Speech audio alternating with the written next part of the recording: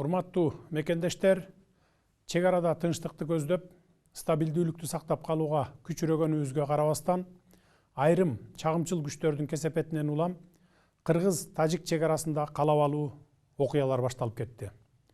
Биз бул окуяларды ырбатпай, Кыргызстан менен Тажикстан элдеринин ортосундагы ынтымак, ырашкерликти сактап калуу үчүн 2 күндөн бери бардык аракеттерди жасап жатабыз. Чек ара тилкесин аныктоо карапайым элден да, жетекчиликтен да өтө аярлыкты жана тыкан ишти талап кылган маселе. Дүйнө элдеринин тарыхы буга күбө. Мындай олуттуу маселелер тынчтык сүйлөшүүлөрү аркылуу гана чечилип келген. Тажик Республикасынын жетекчилери, байыркы тажик элинин акылкөй адамдары дагы ушундай эле көз карашта экенине ишенемин.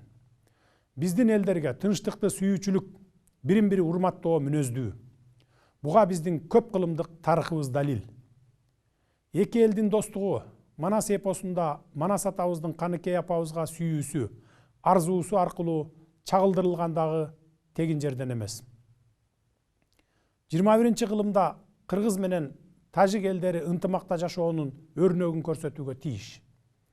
Буга биздин коңшу болгонубуздан сырткары табигый ресурстарга ээлик кылганыбыз да милдеттендирет.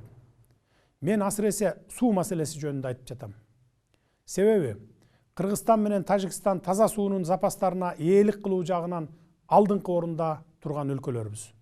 Тилекке каршы куралдуу кагылышуунун аягы карапайым адамдардын тынч жашоосун бузуп, адам өмүрүнө жана экономикалык чыгымга алып келди. Эки тараптан тең чоң жоготуулар болду. Учурдан пайдаланып, жакындарынан айрылгандарга терең кайгыруу менен көңүл айтамын.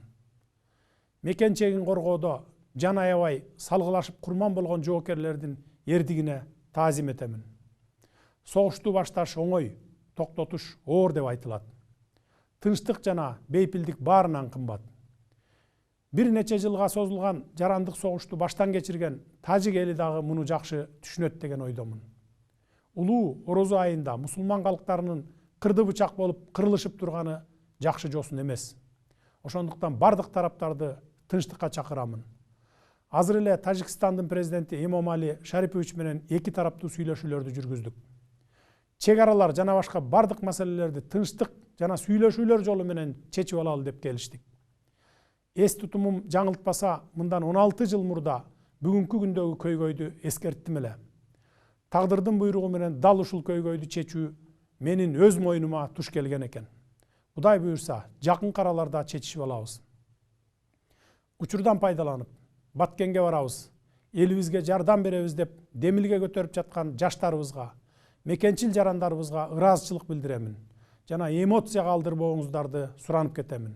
Баарын тынчтык жолу менен чечип алалы.